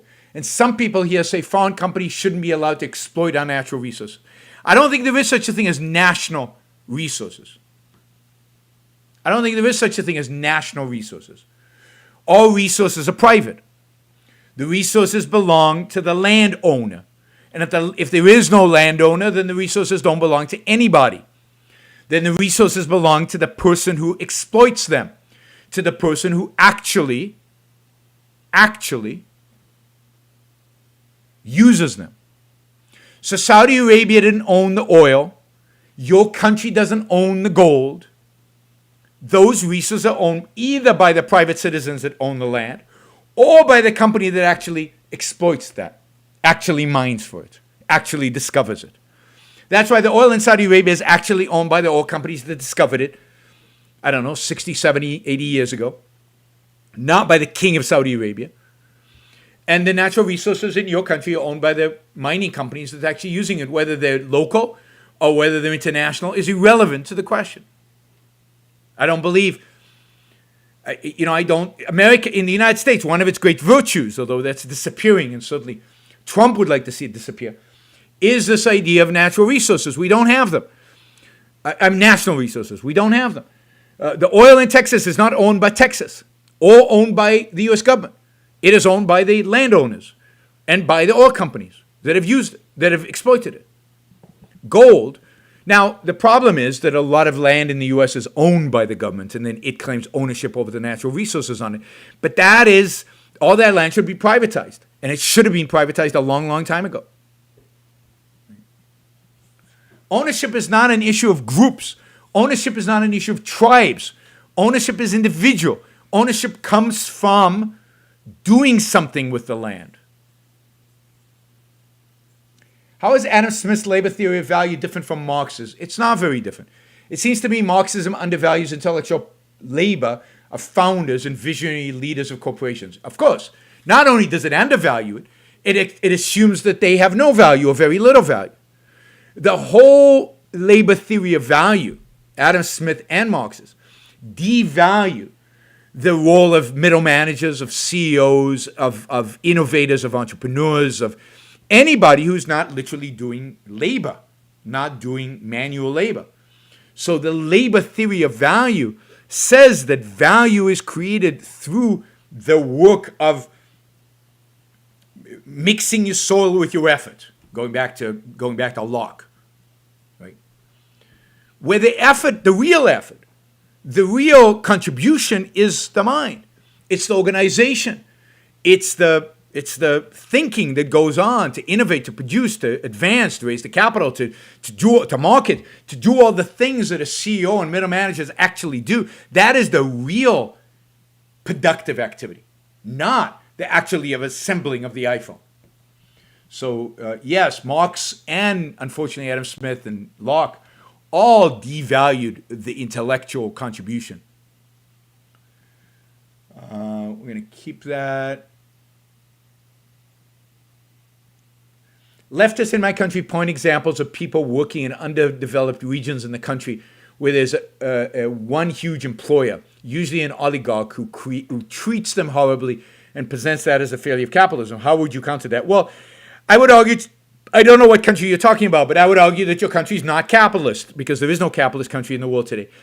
That, there is no, real free market in your country, that there is no, many of these oligarchs are probably protected by the government in one way or another, and that is a corruption of capitalism, not an institution of capitalism. But to the extent that the economy is semi-free, people are voluntarily going to work for those oligarchs because it's the best option they have. It's a way for them to improve their lives. And if the market wasn't truly capitalist, then they would increase their productivity, and there would be competition for their labor, and they would actually grow their wealth and increasing the quality of life and standard of living over time. The only way that there wouldn't be competition for their labor is if the government prevented it from happening. And that's what happens in most of these countries where they don't have capitalism, where there's only little elements of freedom. But it's still true that to the extent there's freedom, you're better off than if there wasn't any freedom. But it does mean there are some injustices. But the injustice is not the capitalism. The injustice is the government intervention that is limiting the impact of the capitalism on your economy. Do you think techno-optimism is and objectivism are compatible? I work in tech and know a lot of entrepreneurs, engineers, and scientists. There is a lot of progress in spite of regulation. Why are objectivists so pessimistic? I gave a talk on being rationally optimistic a few years ago, and while I'm less optimistic than I was back then, I think all the principles hold, and I think that one of the reasons to be optimistic is because of technology, because of innovation, because technology innovation happens in spite of the regulation. One could only imagine if regulations went away how much innovation would happen. The innovation happens primarily in the technology world because there's very little regulation in that world. But it still happens. I think objectivists who are pessimistic for two reasons, at least two reasons. One is because we understand that at the end of the day, ideas drive the world, not technology. Technology will only be sustainable as long as we have a culture driven by ideas that are pro-technology, that are pro-reason, pro-science, pro-human success and flourishing and happiness. And as we see those ideas diminished at the university level, on the left and right, across the entire political spectrum, we worry about, as that spreads through the culture, that it ultimately will destroy innovation and technology. That's one reason we're pessimistic, because we understand the role of ideas in history, and we understand how ideas can destroy progress. But my argument for that is, against that, is that takes a long time. And that you cannot discount the impact that business and technology have on combating the universities and in instilling in people an optimism, a positive view of science and technology. And indeed, Americans still view technology positively, in spite of everything they learn at the universities. And that combat, that battle between the universities and our American can-do pro-technology culture is ongoing, and we haven't lost yet. Second reason they're pessimistic, I think, is that too many objectivists are obsessed with politics. And you can see it on the chat, and you can see it in Ivy, who came on earlier. All they want to talk about, all they care about, all they can see, all they obsess about, or you can see it in Ken on the chat, is the riots, is people burning stuff down. And they're not interested in what's being built, in what's being created, in the progress we're making, in the increases in standard of living. They obsess about politics. They obsess about particular politics. They obsess about the left. All they can see is the evil of the left. And they take as their example of the world the worst of the leftists, the most leftist of the leftists, the far left, the nihilists. And they extrapolate from that on everything. So Biden wins, Antifa's running the country, which is complete and utter garbage. It's equivalent to calling Trump a Nazi. It's just not real. Either one of those. Politicians affect your life, but they don't. The fact is that technology companies affect your life on a day-to-day basis more than politicians. You're engaged with, particularly during this pandemic, it became evident that much more affected. I was much more affected by the existence of Zoom than was by anything politicians could throw at me. My business was much more affected by the existence of Zoom than anything So yes, the politicians did evil things throughout the pandemic. They did horrible things, but you know what? I was able to survive it all because of Amazon, because of Zoom, because of Google, because of the technology, the innovation, the progress that is being made. But objectivists obsess about politics and obsess about the worst elements of politics, and they project that on everything. And they think they're special, right? That's the other thing. Objectivism gives them this feeling that they have this knowledge that nobody else does of truth and how. And the world is messy, and they think they have answers to everything, and it's, and it's all political. And they want instant gratification, which is exactly the opposite of what Ayn Rand taught them. But that's, completely irrational. And I've talked about this over and over again, that there's very little you can do about politics. You're ranting on politics on social media. You're talking to people who already agree with you for the most part. You're not changing the world. All you're doing is venting. All you're doing is reinforcing your own beliefs. You can't hear anybody who challenges you. You can't actually comprehend anything that's being said that might be a little different than you.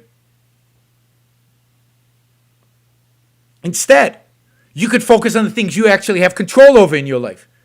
You could focus on about how you're living, what you're doing with your time, how you're spending it. Are you maximizing your happiness given the political environment in the world that you're not going to change? It doesn't matter. It doesn't matter. Now, you see, this isn't an echo chamber because I actually provide value to people who already agree with me politically. So when I talk politics, other than when I slam Trump and you disagree with, that's an echo chamber. But when you talk fundamental values, when you talk about art, when you talk about history, when you talk about economic growth and the value of ingenuity to human success, when you talk about a different way of looking at the world and understanding the world and appreciating the world, that's creating real value for people who agree with you on the politics already. But the politics are boring. The solution to politics is Easy in quotes. More freedom. And you're going to get that neither from Republicans or Democrats. So we can argue about the margin, who is a little bit better and what riots are doing here or there. But what difference does it make to your life? What iota of a difference does it make to hear one more talk about riots? Zero. It actually decreases the value of your life. So the reason they're pessimistic is because they're obsessed on the wrong things. And they don't take control over their own lives, which is the most important way in which you can achieve success in life and achieve happiness in life in spite of the politics. Just take control of the things you have control over, which is your life. Spend more time, engage in reading novels, reading inspiring nonfiction, watching good movies, going to museums. If you did that and spent less time watching Fox or listened to podcasts that reinforce your views about the riots, about Trump, about Biden, you would live much, much, much, much better lives.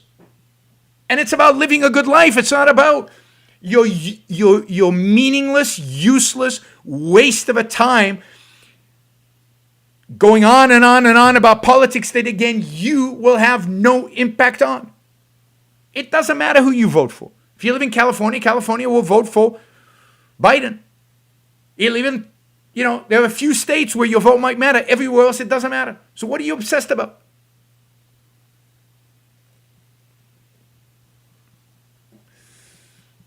All right. Have I come? Global trade is a positive facilitator of all the factors that lead to a higher standard of living. Absolutely.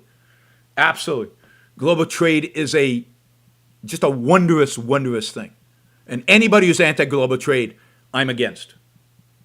In that sense, I'm against Biden and I'm against Trump because they're both anti-trade.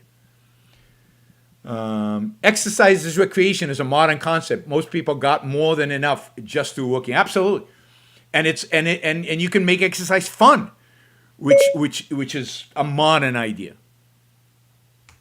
Here's what I found. Whoops. Siri thinks I'm talking to her again. Do you think central planners like Powell actually care about whether the economy grows and thrives? I tend to think that they are not actively trying to destroy, but neither are they genuinely interested in prosperity, just evading disconnected. Yeah, I think they're disconnected. I think at the abstract level, they'd like to see it grow, right? They've got a goal. I want to see the economy grow at 3%. I don't want inflation to be more than X. They've got all these numbers. They've got a chart with goals. But it's abstracted away from the impact of what true economic growth means. It has nothing to do with the things that we have discussed in the show, with what it means to increase standard of living and quality of life, what it means to actually have a flourishing economy, what it means to actually have a flourishing life. That they're evading. And as a consequence, they're just driven by models. They're driven by equations. And that's where the real evasion happens, is they think the equations explain everything. And when they don't actually work, then they tinker. They don't challenge their dominant assumptions. They just tinker at the margins with the equation when the equation is irrelevant to what's going on, irrelevant to reality. But they're interested in their goals and aren't interested in human life. How does the strength of human ingenuity persist in California despite its statism? Is it still strong? That's a great question, and that brings up the question of culture.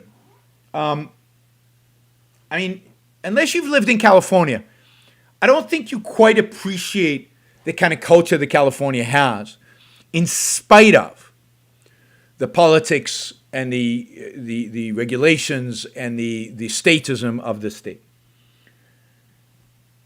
And it's a culture that Silicon Valley created to a large extent, but it's a culture that permeates the state throughout. It's a culture of innovation. It's a culture of respect for innovation. It's a culture that thrives on growth and without understanding the political causes of it. But it's a culture of science and technology. It's a culture of the best engineering schools and the best science universities in the world.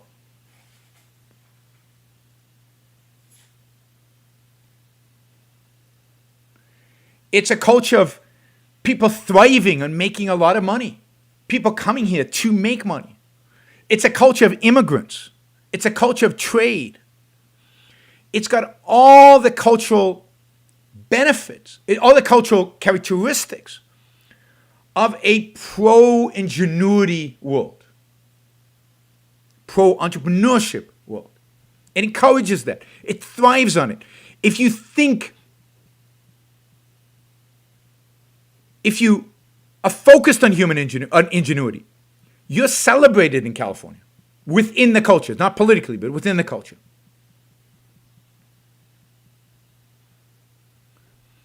So that culture can survive a lot of political constraints. And now notice that Sacramento knows where it gets its funds to do all its socialist programs. So in spite of how status Sacramento is, it is usually tried, and AB 5 is an exception to this, but it's usually tried to leave Silicon Valley alone, to not overregulate, to not regulate it too much, to keep the golden goose laying the eggs, to let biotech companies do their thing, to let technology companies do their thing, to let them be flexible in employment law when it comes to programmers, all kinds of things to give them exceptions and exclusions so that they can go public and pay taxes to Sacramento.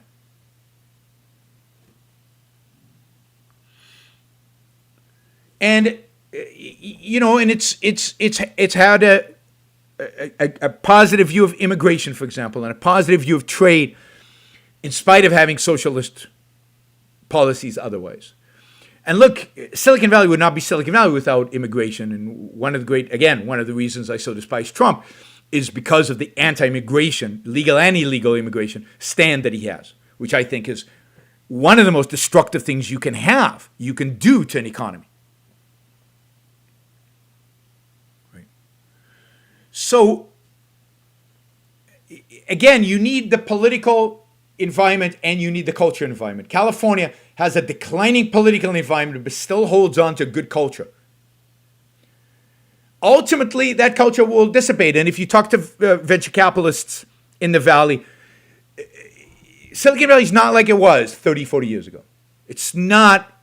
The culture is deteriorating. The culture is not as good. So ultimately, California will decline. But it just takes a long time. It just takes a long time. Right?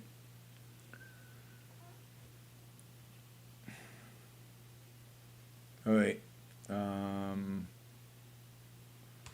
Okay, somebody writes, I just finished Atlas Shrugged and I had a question about my emotional response to characters' fates and what it means. I don't want to spoil everything for those who haven't yet read it. Can I email you my question? Yes, but I'll probably answer it on here anyway. But email it to me at yaronbrookshow.com. All right. Okay. All right. One final question, and then we're almost at 2 hours. And I thought we'd have to go long to get to the $500, but we made that really quickly. So let me thank Ragnar of the Desert for his $500 match, and thank you all for participating. So this show will be one of the the best shows financially that we've ever had. We'll clear $1,000 easily on this show because of all of you and because of Ragnar. So thank you all for contributing. Thank you for being here. Thank you for listening. Let's do this last question. Thanks, Yaron. Have you ever come across the video game BioShock? It's loosely based on Ayn Rand's philosophy and Art Deco aesthetics. It's how I first learned of Ayn Rand. Would be interesting to get your reaction. I've never played it. I've come across it over the years many, many times. I've done interviews about it, obviously because it's so closely connected to Ayn Rand. Unfortunately, it has a dystopian view of Ayn Rand. It has the dystopian view of objectivism, a negative view of objectivism, and that's reflected in the world it's created. It would be great if BioShock actually had a positive view of objectivism and created a positive world for it. And yes, I've heard that it's a great game. I've heard the aesthetics are amazing, that it's really a fun game to play. And for me, the main value BioShock has had is that it's brought people to Ayn Rand, people like you, people who discover her philosophy and because of the game, don't take the game's evaluation of the philosophy as the final word, but then, then go on to read about Ayn Rand and read her philosophy and become objectivist. That's the great value. It gave great publicity to Ayn Rand and to objectivism, and for that, I am eternally, thankful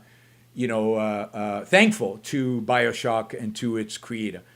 All right, now I know there were a couple of bigger questions asked by people who gave more than $20.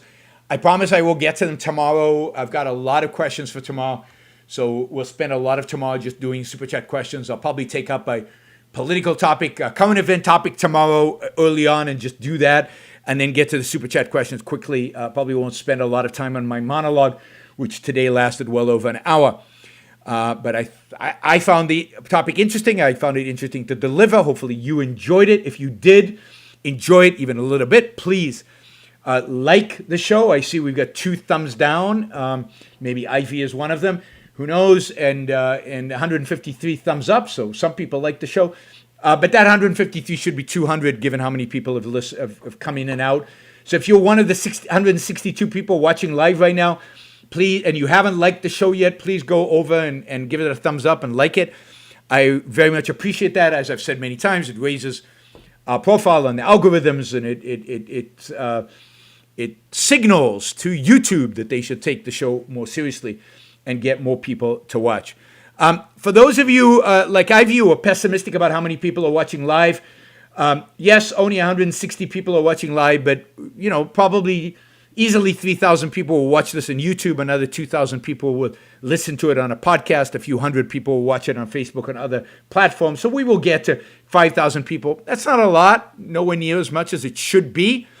But it is what it is. We get to as many people as we can. I'm not going to change the focus of the show. I'm not going to make it. If I wanted lots of views on the show, I'd be pro-Trump. If I had a pro-Trump show, a lot of you might not listen, but a lot of other people would listen, and I would have thousands of live followers, I am sure. If all I did was attack the left, if that is the sole thing I did on the show, if that's all I cared about, we would have a lot more views and a lot more subscribers, but I would have a lot less impact on the world. I would just be talking to the echo chamber. I'd just be talking to people who already agree with me on the thing that I consider the least important thing in the world, which is the least important thing for changing the world, which is talking about the minutia of politics. So I would much rather have quality. I would much rather have you guys who are actually here and listening. I would much rather have you guys who are engaged with me than a bunch of people who 10K subscribers by September 2nd, 2021. 10K, we're already at 21K, so 100K. That would be great if we got to 100K, but I can't do that alone. The only way I can get to 100K is for you to share, and share, right? The only way to do this is to actually take the show and share it with your subscribers. I share with mine all the time, right? So I have 40,000 on Facebook and 20,000 on Twitter and so on. But the only way to get to 100,000 is for you to exponentially grow that by sharing it with your followers, with people who you're engaged with. So it's all about sharing in terms of growing the audience. Thank you for the financial support. Those of you who are not yet financial supporters, please do so. If you value what I do, if you value the show, if you don't, please don't. And you can do it on yaronbrookshow.com/support. You can do it on Patreon or Subscribestar. And yes, please join us, join everybody in promoting this show. Ivy says that views are proof of what people want to discuss. That's true. It's true. I don't want to discuss what people want to discuss. If I did a show on, if I knew anything and I did a show on makeup, I'd get a lot more views than doing a show on this because people want to discuss makeup. I don't want to discuss that. You guys want an echo chamber to discuss politics? Go find one. You're not going to find it here. So I am not interested in providing an echo chamber for people who hate the left, and that's all they want to talk about and all they want to obsess about. That is, to me, boring, uninteresting, And yeah, I'm willing to have fewer followers and fewer viewers and fewer subscribers and not have to deal with that. All right. Thanks, guys. I think there was a lot of material covered here. Hopefully, you will share this. If you've only come late to the show, and I know a lot of people joined late, go back and listen. I actually thought there was a lot of value added here. So, bye, everybody. See you tomorrow. Oh, tomorrow it'll be 10 a.m. Pacific time. So, Europeans among you, it'll even be more convenient tomorrow. So, 10 a.m. Pacific time, 1 p.m. East Coast time tomorrow. And I promise to answer all the Super Chat questions tomorrow.